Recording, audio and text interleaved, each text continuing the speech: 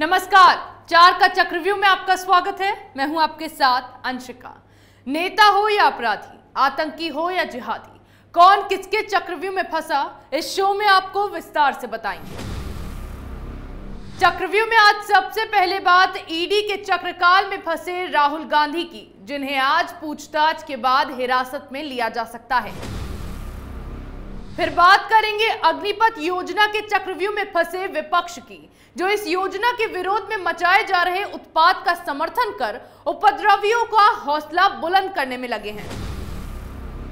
चक्रव्यूह की तीसरी खबर में बात करेंगे योगी के चक्रकाल में फंसे प्रयागराज हिंसा के मास्टरमाइंड जावेद पंप की, जिसके घर से जुम्मे के दिन लोगों को हिंसा के लिए भड़काने वाला पर्चा मिला है।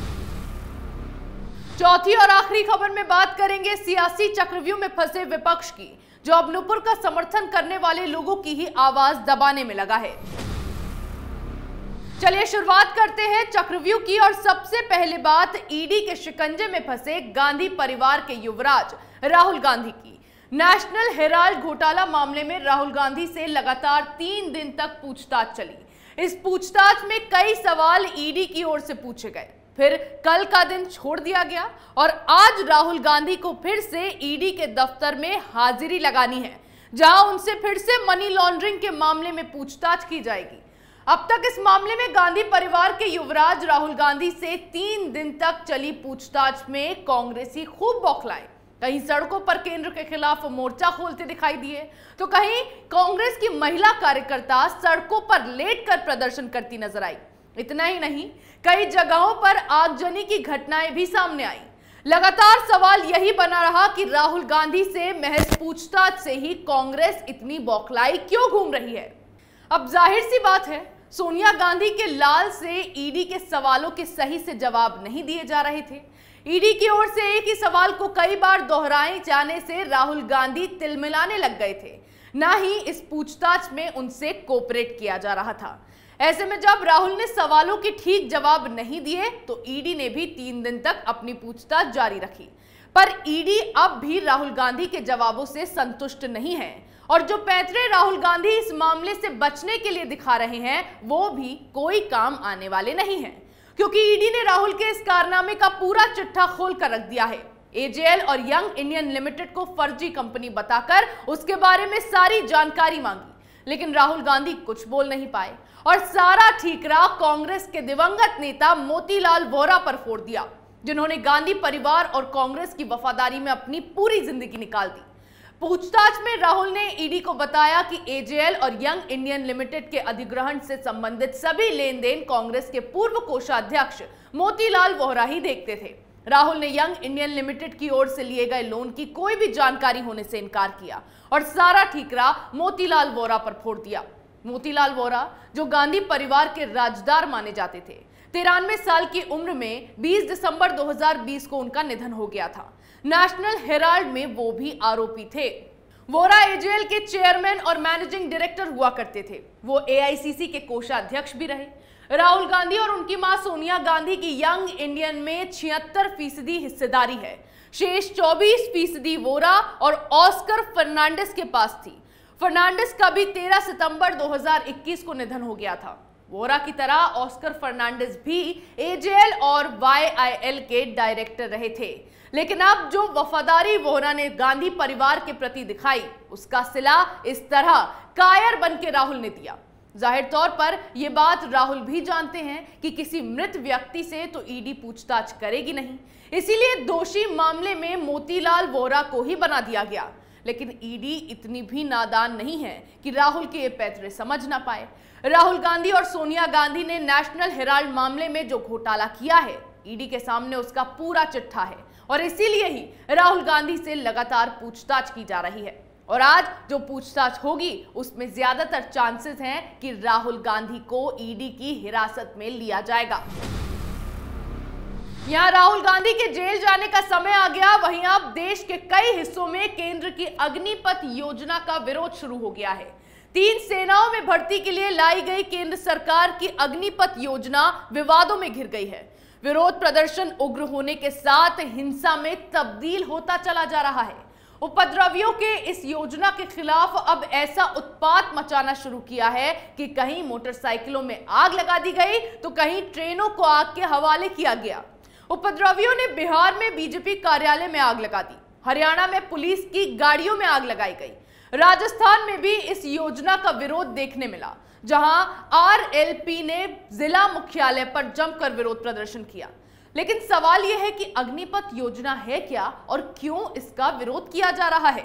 अग्निपथ योजना के तहत सरकार का प्लान है कि सेनाओं में 4 साल के लिए युवाओं की भर्ती की जाए, जिसमें 17 से 21 साल तक का क्राइटेरिया रखा गया है।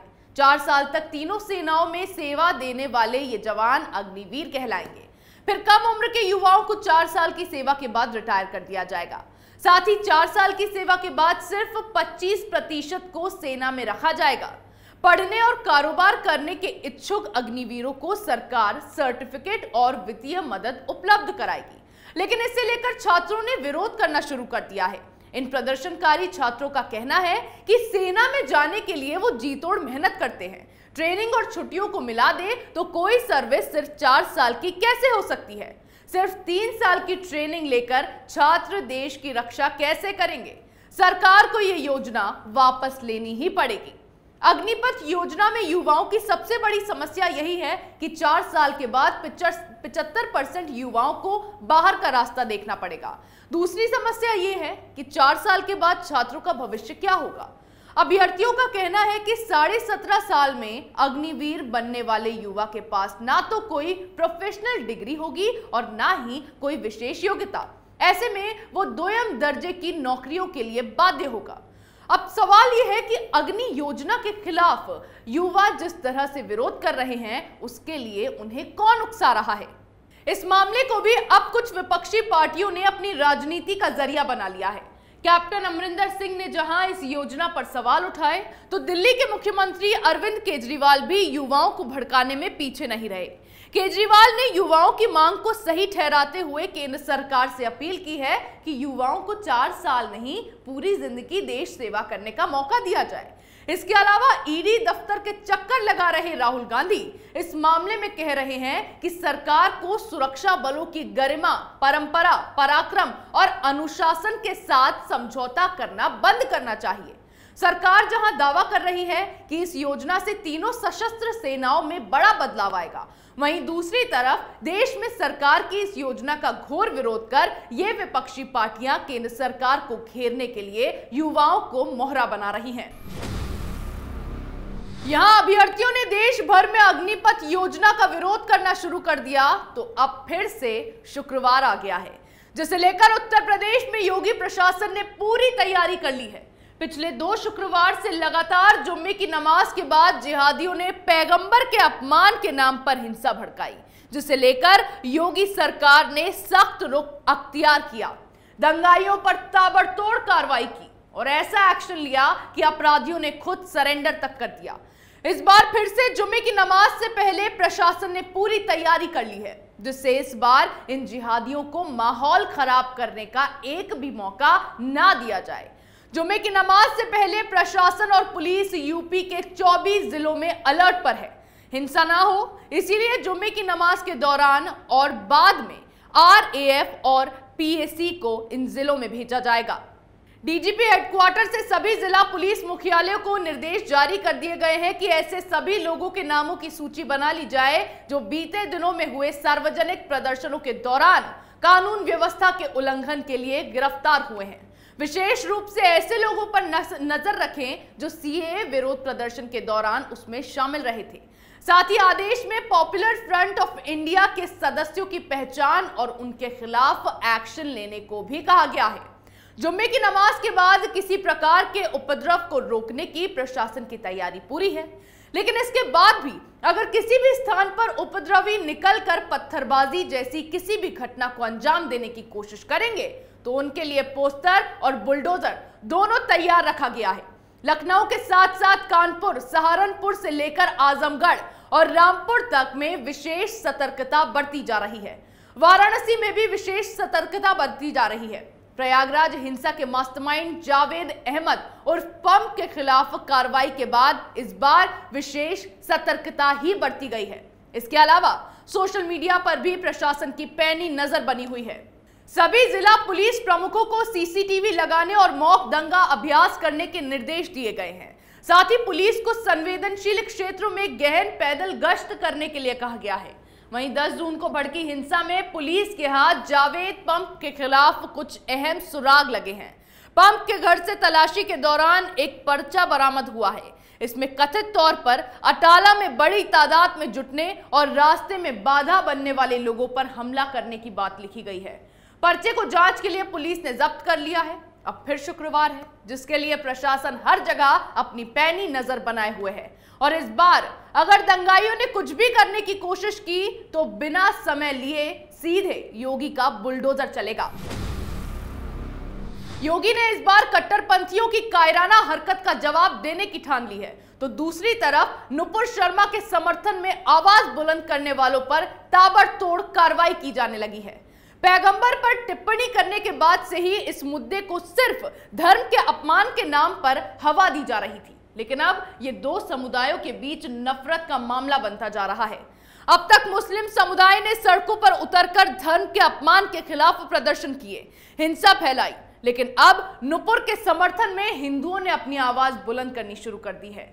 इसी सिलसिले में बजरंग दल ने भी देशव्यापी प्रदर्शन किया, लेकिन इस बीच एक ऐसी बड़ी खबर सामने आई जिसने फिर से इस सवाल को खड़ा किया कि आखिर क्यों हिंदुओं की आवाज को दबाया जा रहा है। खबर है कि नुपुर शर्मा के समर्थन में सोशल मीडिया पोस्ट करने के कारण तमिलनाडु की कोयंबटूर पुलिस एक एबीवीपी कार्यकर्ता को गिरफ्तार कर ले गई।